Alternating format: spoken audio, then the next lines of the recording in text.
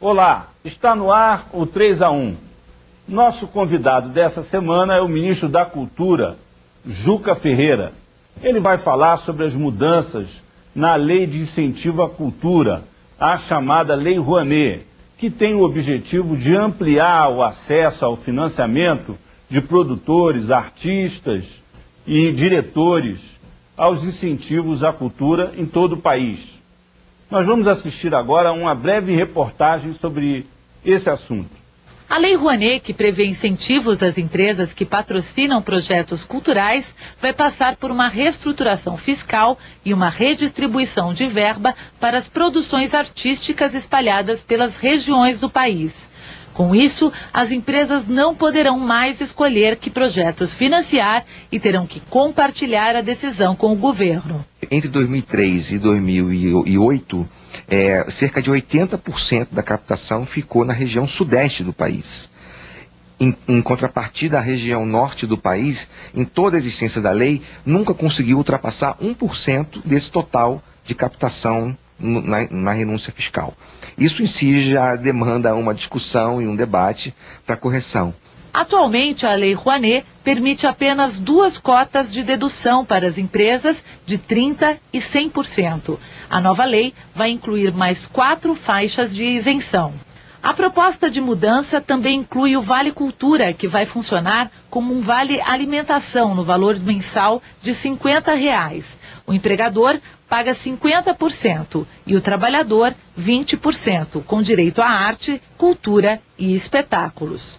Após passar por consulta pública, as mudanças na Lei Rouanet vão para o Congresso, onde devem ser votadas até o final do ano. Para o produtor de cinema, João Paulo, que já recebeu incentivo da lei atual, o problema é o patrocínio. No meu caso eu demorei 1 ano para conseguir captar, então, e com o projeto aprovado. Então a questão maior, o desafio maior não é junto ao Ministério mesmo, é da gente partir para uma conscientização das vantagens de se patrocinar um produto cultural incentivado.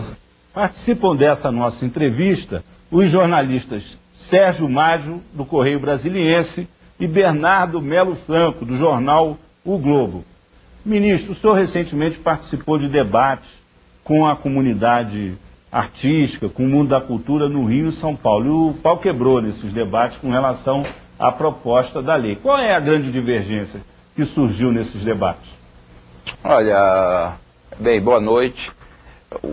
As discussões estão avançando. Na verdade, as últimas discussões já estão se dando num clima de uma compreensão maior, porque no início não se sabia exatamente o que era, e o Brasil, apesar de ser um país assim predisposto à mudança, mas sempre que se coloca concretamente uma mudança, o medo aparece como um referente importante, inibindo a reflexão e a discussão. E esse medo cresce quando algumas pessoas, alguns órgãos de comunicação estimulam o medo, como se nós quiséssemos acabar a renúncia, foi dito isso, como se nós quiséssemos, nós iríamos ameaçar. Então, agora o clima é bem outro, já fizemos uma quantidade enorme de discussões em vários estados do Brasil, eu inclusive vou continuar a fazer, já está programado Pernambuco, Rio Grande do Sul, Belém. Eu vou continuar rodando o Brasil discutindo a Lei Rouanet com os artistas, os produtores, os financiadores, os gestores públicos e privados.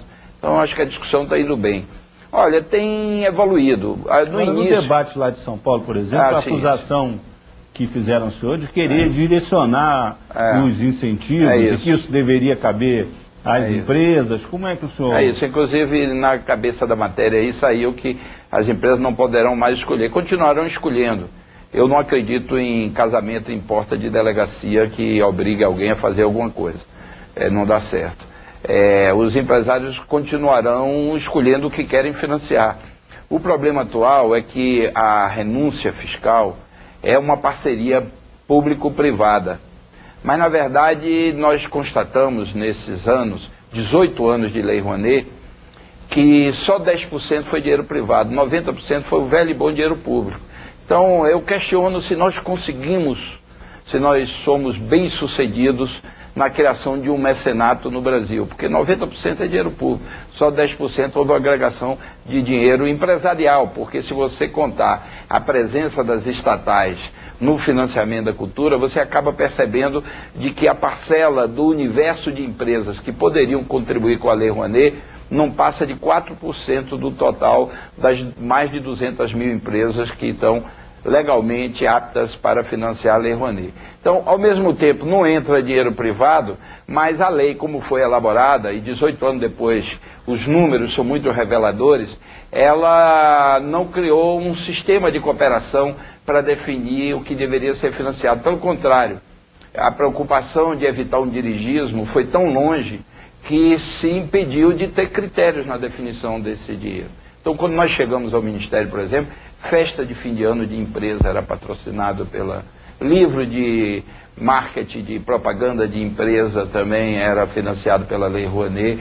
Mas mesmo com o esforço que nós fizemos, a lei é muito aberta e permite que se financie uma série de coisas que não deveriam estar sendo financiadas com dinheiro público, e a gente deixa 80% dos proponentes que têm seus projetos aprovados no Ministério sem conseguir o Sérgio o financiador. Está querendo fazer uma pergunta aí. Boa noite, ministro. O que é que foi o que mais aprofundou para o senhor que está agora indo para esses debates e acompanhando o que está sendo postado no blog do Ministério? Qual foi a questão que você acha que avançou mais? Avançou muito. Primeiro, nós já nos comprometemos com uma observação muito presente nos debates de que nós deveríamos garantir a continuidade da renúncia fiscal. Nós garantimos no projeto claramente a renúncia fiscal como um componente importante, não o principal. Se quiserem a gente discute isso, mas não, a renúncia não tem condições de ser o principal mecanismo de financiamento da cultura. Depois nós já tínhamos feito essa ponderação, mas nesse processo de discussão, a área jurídica do governo aceitou nossa ponderação de que o mecanismo da renúncia na área da cultura é anterior a uma lei que obriga agora que todo o mecanismo de renúncia seja revisto de 5 em 5 anos, podendo continuar ou não a depender da avaliação, mas como a Lei Rouanet anterior não será enquadrada, a mudança que nós faremos não será enquadrada nessa exigência de reavaliação de 5 em 5 anos. Está sendo muito bem aceita a ideia de trazer para o Fundo Nacional de Meio Ambiente, ele setorializado, modernizado como será, a ideia da gestão compartilhada, porque isso evita qualquer tentação de um aproveitamento político, um dirigismo qualquer Fundo Nacional no processo. De Meio Ambiente? Hein? Fundo Nacional de Meio Ambiente. Desculpe, Fundo Nacional de Cultura, desculpe, Fundo Nacional de Cultura. O nosso Fundo Nacional de Cultura, ele hoje é da pura responsabilidade do Ministério. Ele atingiu patamares de distribuição do recurso que tem no seu âmbito, bastante próximo de um distributivismo justo. O problema é que na área da renúncia, que é 80% dos recursos que o Ministério dispõe, só 20% é o fundo hoje em dia. E 80% é a renúncia, porque não está no corpo da Lei Rouanet, mas acabou criando uma tradição de se investir mais na renúncia do que no Fundo Nacional de Cultura. Então 80% dos recursos que o Ministério dispõe está na renúncia fiscal. Esse é um grau de concentração, 80% dos recursos são destinados para 2 estados apenas. E só 3%, olha esse dado... Por falar nisso, nós temos uma pergunta de um telespectador do Rio de Janeiro. Deixa eu só dizer isso. 3% dos proponentes captam mais de 50%, em torno de 53% do total. 3%, ou seja, o grau de concentração exatamente porque não existe critério. Então houve um afunilamento tal que a cultura brasileira não tem acesso a esse recurso. Eu digo com tranquilidade porque os números são muito contundentes em relação a isso.